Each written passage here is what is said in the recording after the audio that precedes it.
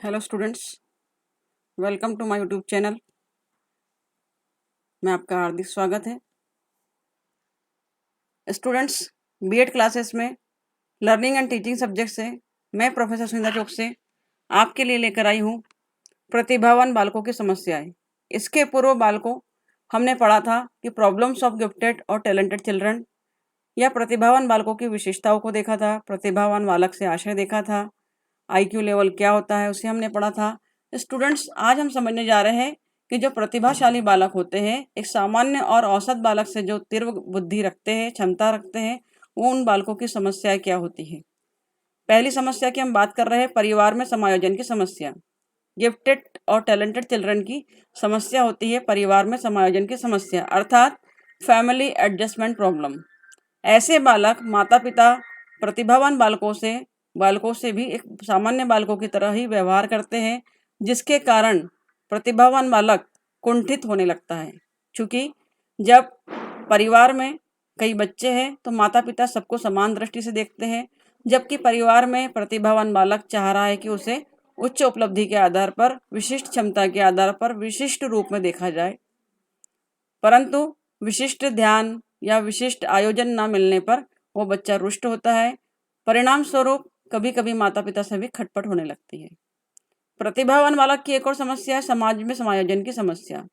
ऐसे प्रतिभावान बालक जो उच्च उपलब्धि रखते हैं, उच्च अचीवमेंट है, उनका उच्च आईक्यू लेवल है, हायर आईक्यू लेवल है, परंतु कभी कभी समाज में समायोजन की समस्या भी इनके अंतर्गत आती है।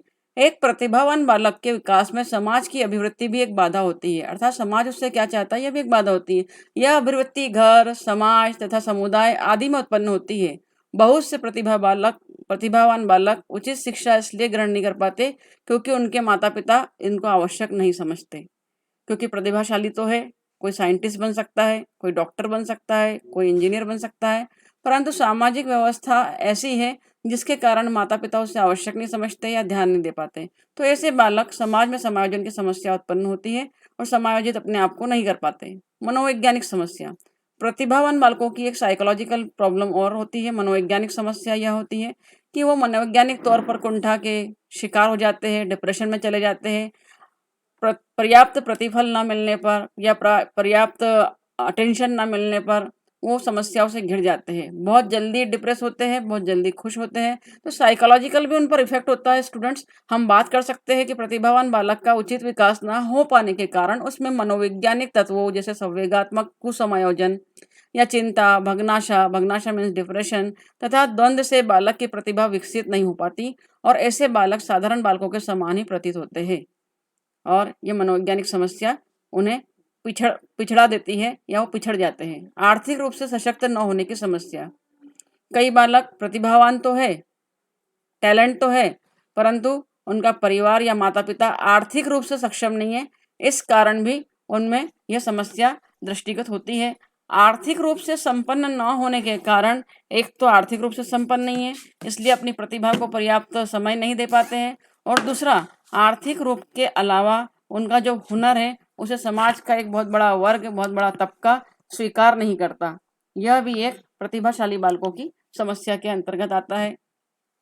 विद्यालय में समायोजन की समस्या। जो बच्चा विद्यार्थी प्रतिभाशाली है और अपने गुण के आधार पर, अपनी योग्यताओं के आधार पर समाज में या विद्यालय में उच्च श्रेणी का स्थान रखता है, तो क्या होता है कि जो सामान्य और औसत दर्जे का बालक होता है उसके साथ उसका बैठना, उठना, मिलना या तालमेल जो होता है वो एडजस्ट नहीं कर पाता है। इसलिए विद्यालय में समायोजन की समस्या भी उसके सामने उत्पन्न होती है।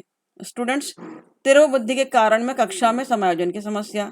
अब विद्यालय में तो समायोजन की समस्या आ ही रही है कि प्रतिभाशाली बालक है, उसे पर्याप्त एटमॉस्फेयर नहीं मिल रहा है, तो संपूर्ण विद्यालय में, चाहे वो उस कक्षा की बात करें, चाहे उस ग्राउंड की बात करें, चाहे टीचर्स के बीच बिहेवियर की बात करें, संपूर्ण रूप से समस्या उसके सामने घिरी होती है। परंतु तीव्र बुद्धि के कारण कक्षा में समायोजन की समस्या भी आती है। एक अच्छा अध्यापक जब कक्षा में अध्यापन कराता है तो सभी बालकों पर समान रूप से वो ध्यान देता है और सभी बालकों के लिए विकास की श्रृंखलाओं को खोलने का प्रयास करता है। परंतु तीव्र बुद्धि के कारण कक्षा में जो बालक होते हैं उनको क्या होता है कि जब औसत दर्जे के बालक को समझाया जाता है तो उसे लगता है कि वो समय उसका बर्बाद हो रहा है, जिस कारण तिरोबुद्धि के कारण कक्षा में समायोजन की समस्या उत्पन्न होती है। ऐसे बालक सोचते हैं कि क्यों इस विषय वस्तु को, इस कंटेंट को, इस कॉन्सेप्ट को टीचर बार बार समझा रहे हैं, जबकि अन्य बालकों के लिए जरूरी होता है कि शिक्षक उसे समझाए। अब हम बात कर रहे हैं student educational provisions for gifted children, कि हम एक प्रतिभाशाली बालक के लिए क्या क्या शैक्षिक व्यवस्थाएं कर सकते हैं। हिंदी में बात कर रहे थे हम शैक्षिक व्यवस्थाओं की बात कर रहे हैं। अवसरों की समानता, इक्वालिटी ऑफ अपॉर्चुनिटीज।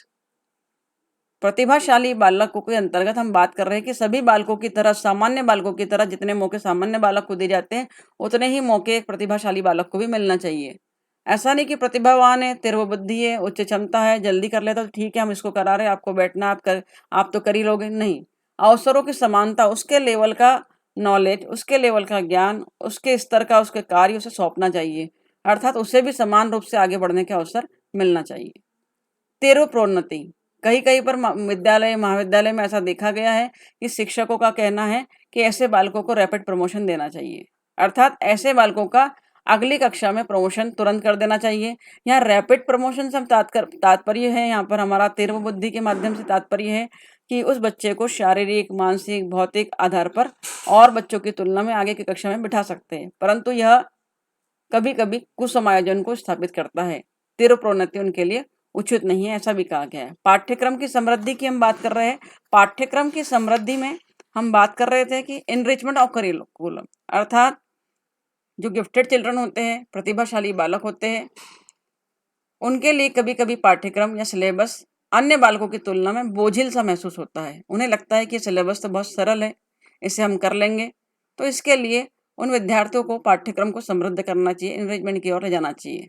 उदाहरण के लिए हम बात कर रहे हैं स्टडी ऑफ सिविलाइजेशन, सभ्यता का अध्ययन। जो पढ़ा रहे हैं उसे सभ्यता के साथ जोड़कर पढ़ाए तो हमारे देश में, हमारे राष्ट्र में एक अच्छा नागरिक हम पैदा कर सकते हैं। जीवन गाथाओं का अध्ययन, study of biographics. Students, study of biographics में हम लेंगे, हम विवेकानंद जी की बात कर रहे हैं, हम गांधी जी की बात कर रहे हैं, हम रविंद्रनाथ टैगोर की बात कर रहे हैं कि विभिन्न प्रकार के जो समाज में विद्वान हुए, जिन्हें हम प्रकाश स्तंभ कहते हैं, जिन्होंने हमारे जीवन को राह दिखाई, उनकी बायोग्राफी पढ़ाकर भी हम प्रतिभाशाली बालकों को आगे बढ़ा सकते हैं, ग्रोथ कर सकते हैं, ताकि उनसे मॉरल डेवलपमेंट उनका विकसित होता है, जिससे वो राष्ट्र के विकास में सहायक सिद्ध होंगे।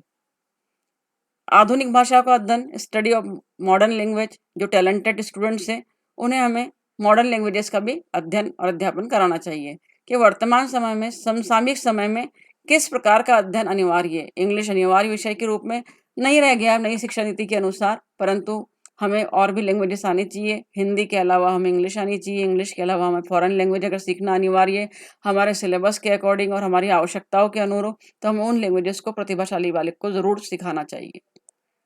विशेष योग्यताओं में प्रशिक्षण, हम बात कर रहे हैं students training in special abilities.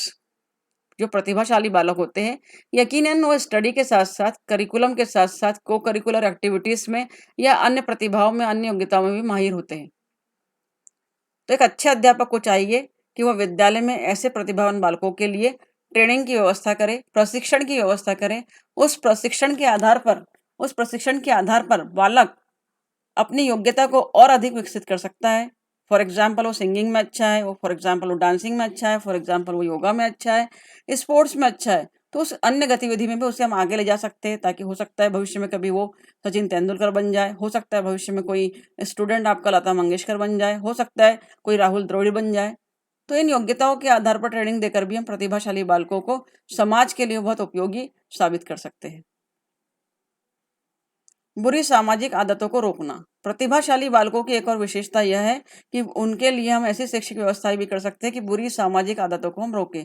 Prevention of bad social habit. कई बार ऐसा होता है कि अतिशयोक्ति हो जाने के कारण, अर्थात वो और कॉन्फिडेंट हो जाते हैं कि हम बहुत अच्छे विद्यार्थी है, हमारी कक्षा में तारीफ होती है, हमारे विद्यालय में तारीफ होती है, हमारे परिवार में तारीफ होती है, या गलत संगत मिल जाने के कारण बुरी आदतों का शिकार भी हो जाते हैं, जैसे स्मोकिंग करना, जैसे जुआ खेलना, सट्टा खेलना, या और भी कोई बुरी आदत है जो हमारे परिवार के लिए, जो हमारे राष्ट्र के लिए, जो हमारे समाज के लिए हानिकारक हो सकती है और हमें सामाजिक पतन और राष्ट्र पतन की ओर ले जा सकती है।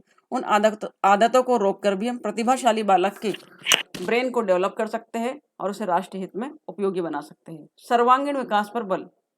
गांधी जी ने भी कहा था सर्वांगीण विकास पर तात्पर्य है emphasis on all round development, सभी प्रकार का विकास। ऐसा नहीं कि एक बच्चे को आप किताबी कीड़ा बना दे रहे हो, वो 90% मार्क्स तो ले आ रहा है, 98% मार्क्स ले आ रहा है पढ़कर, परंतु उसका मॉरल डेवलपमेंट है ही नहीं। तो सर्वांगीण विकास पर बल देना चाहिए। गांधी जी ने 3H पर जोर दिया था। 3H, हैंड, हार्ट और 3H पर जोर दिया था, हैंड, हार्ट और इसकी शिक्षा पर कि दिल, दिमाग और मस्तिष्क की शिक्षा होना चाहिए। दिल के साथ साथ हार्ट के साथ साथ ब्रेन की शिक्षा होनी चाहिए, हार्ट की होनी चाहिए।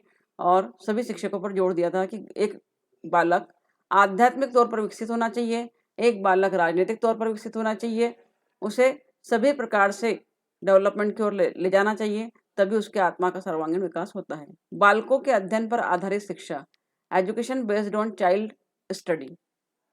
प्रतिभावान बालकों की जो स्टडी होती है, पढ़ाई होती है, वो चाइल्ड सेंटर्ड ही होना चाहिए कि उन्हें ध्यान में रखते हुए दो प्रकार का एजुकेशन होता है, एक चाइल्ड सेंटर्ड होता है, एक शिक्षक केंद्रित होता है, बालक केंद्रित और शिक्षक केंद्रित। तो उस बालक केंद्रित शिक्षा पर अगर अध्ययन आधारित होगा तो हम बालकों की विशेषताओं को ध्यान रखेंगे, हम बालकों की कमजोरियों को ध्यान रखेंगे और उसे अध्ययन अध्यापन करा पाएंगे, जिससे वो विकास की ओर तीव्र गति से अग्रसर होगा।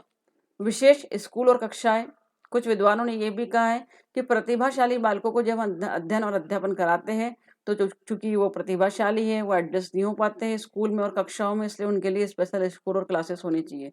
परंतु मनोवैज्ञानिक तौर पर अगर देखा जाए तो ये उचित प्रतीत नहीं होता, क्योंकि किसी भी कक्षा में इतने सारे प्रतिभाशाली विद्यार्थी नहीं होते कि उनके लिए विशेष स्कूल और कक्षाओं का हम इस्तेमाल कर सकें या प्रयोग कर सकें। घर के लिए विशेष कार्य, स्पेशल होमवर्क, अर्थात प्रतिभावान बालकों के लिए या गिफ्टेड चिल्ड्रन के लिए हम शैक्षिक व्यवस्थाओं में एक और ये पॉइंट ऐड कर सकते हैं कि उन्हें जो घर के लिए काम दिया जाए, स्पेशल होमवर्क दिया जाए। सामान्य बालक को अगर आपने होमवर्क करने के लिए कहा है तो गिफ्टेड चिल्ड्रन को उसकी प्रतिभा, उसकी योग्यता के आधार पर आप उसे विशिष्ट कार्य दे, जैसे असाइनमेंट वर्क, कोई असाइनमेंट वर्क हो, कोई प्रोजेक्ट वर्क हो, किसी अच्छे विद्वान की बायोग्राफी हो, कुछ भी आप ऐसा दे सकते हैं जो उसकी प्रतिभा को और अधिक विकसित करने के लिए लाभकारी हो।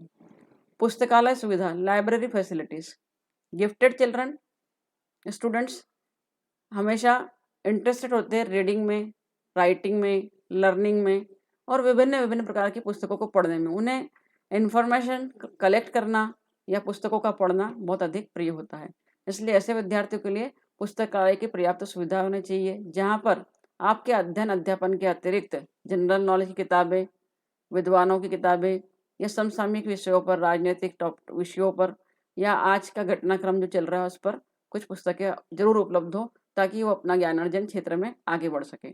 उत्तरदायित्व का कार्य, एक शिक्षक को प्रतिभाशाली बालक के विकास करने हेतु उसे जो टास्क देना चाहिए वो होना चाहिए रिस्पॉन्सिबिलिटी वाला टास्क, अर्थात उसे आप कक्षा में मॉनिटर बना दें, उसे लीडरशिप दे दें।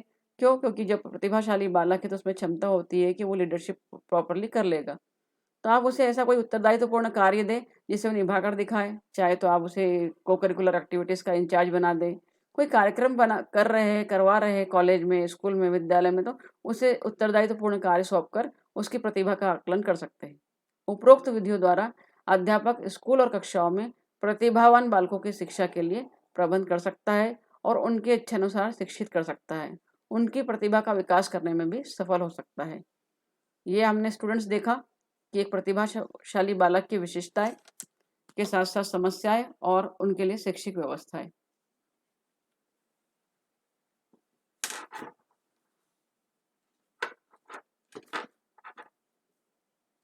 स्टूडेंट्स, वीडियो अच्छा लगा हो तो कमेंट करें, सब्सक्राइब करें।